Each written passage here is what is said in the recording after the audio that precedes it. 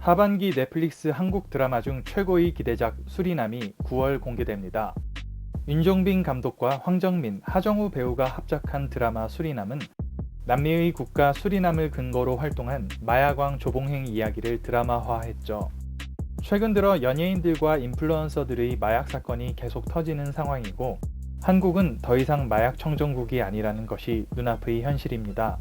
일반 대중들은 도대체 일개 시민이었던 조봉행이 머나먼 수리남이라는 국가에서 1조 원대의 마약을 거래할 정도의 거물 마약상이 되었을지 의문을 품고 있는데요.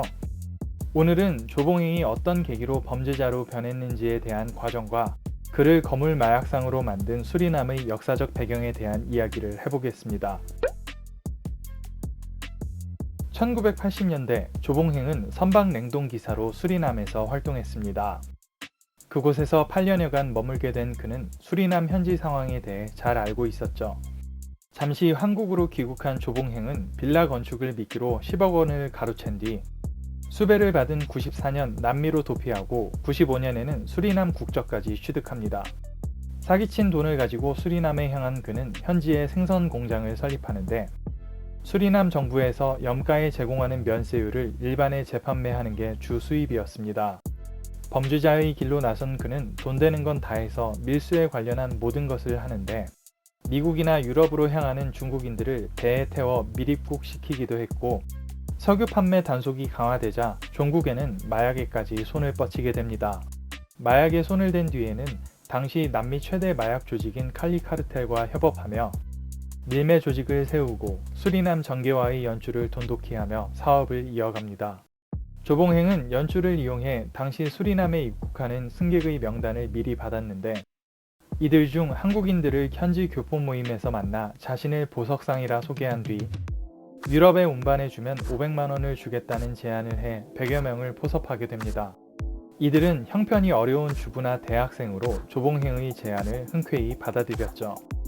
이 중 주부 장모 씨는 2004년 프랑스 입국 과정에서 파리 경찰에게 체포되었는데 보석 원석인 줄 알았던 짐에는 수백억 대 가치인 코카인 37kg이 숨겨져 있었고 프랑스 현지에서 수감 생활을 한 내용이 영화화되기도 했습니다.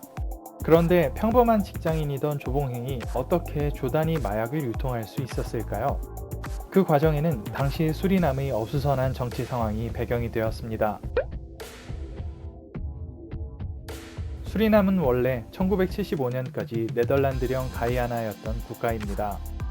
인구가 60만에도 못 미치는 수리남은 전 세계에서 산악의 비중이 가장 높은 국가로 보크사이트 같은 광물을 제외하면 특별한 산업 기반이 없는 국가입니다.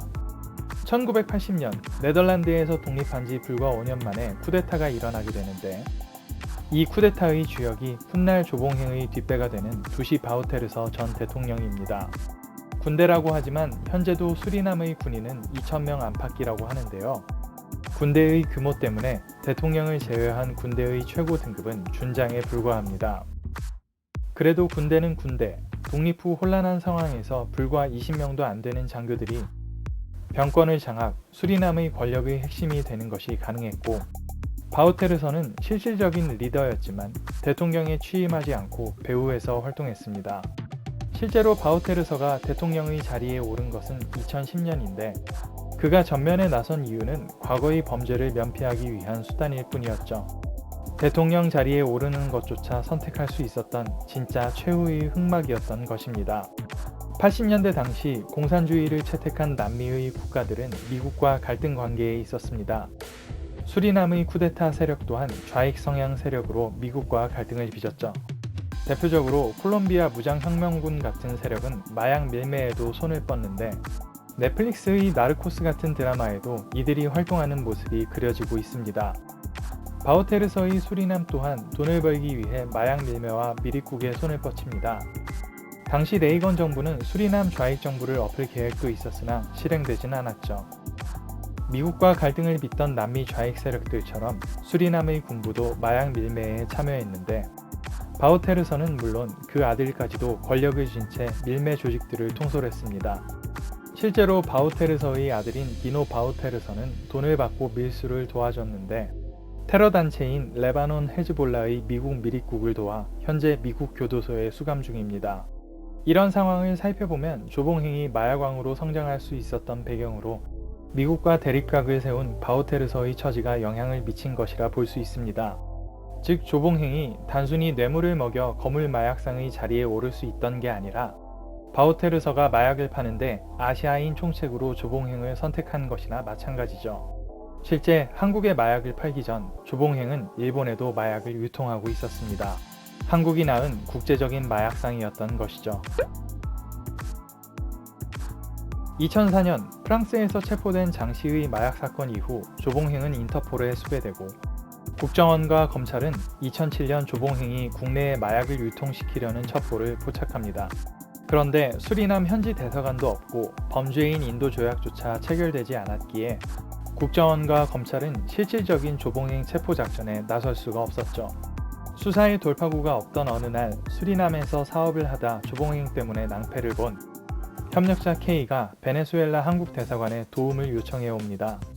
국정원에서는 그를 만나 조봉행 검거에 도움을 주기를 부탁했고 일반 시민에 불과했던 K는 고심 끝에 요청을 수락, 작전에 나서게 됩니다.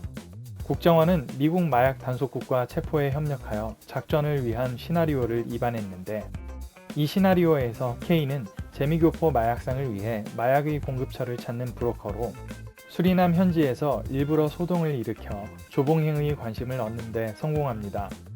조봉행의 신뢰를 얻는 데 성공한 K는 실제 1조 원대 코카인 더미를 확인, 국정원과 연락해 수리남 현지에서 미군과 함께 조봉행 검거 작전을 입안합니다. 그런데 수리남 마피아의 무장은 남미 어느 마약상에 비해도 뒤지지 않았기 때문에 최종 단계에서 대규모 총격전을 우려한 미군의 결정으로 작전이 무산되죠. 신변의 위협을 느낀 K는 조봉행에게 마약상을 만나러 간다고 한 뒤 일시 귀국. 국정원, DEA와 함께 새로운 작전을 수립하고 조봉행과 마약 거래를 이어갑니다. 목숨을 건 위험한 거래였기에 귀국하고도 가족에게조차 알리지 않은 상황이었죠. K는 조봉행을 처음에는 미국령 괌으로, 이후에는 브라질로 유인하는데 현지의 불안한 치안 때문에 구매자가 수리남에 가는 것을 원치 않는다. 브라질에 안 나올 거면 거래는 없던 걸로 하자는 강수 끝에 유인에 성공. 2009년 상파울루 과릴루스 공항에서 체포에 성공하게 됩니다. 이렇게 영화보다 영화 같았던 조봉행 검거 작전이 마무리가 되죠. 조봉행은 체포되었으나 마약과의 전쟁은 아직 끝나지 않았습니다. 재판에 회부된 조봉행은 2011년 10년형을 선고받고 복역했으니 지금은 출소된 상황일 것이고 아직도 어딘가에서 범죄를 꿈꾸는지도 모릅니다. 조봉행의 범죄는 규모도 상당했지만 마피아들에게 한국 여권을 타겟으로 삼게 하는 최악의 상황을 만들게 했다는 점에서 큰 문제가 있다고 합니다.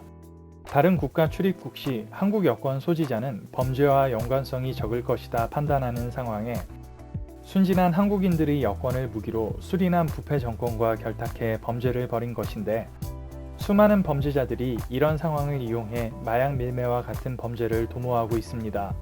평당과 대중의 호평을 받는 윤종빈 감독이 어떻게 드라마를 만들었을지도 궁금하지만 앞으로 우리나라가 다시 마약 청정국의 위치로 돌아갈 수 있을지도 궁금해지네요.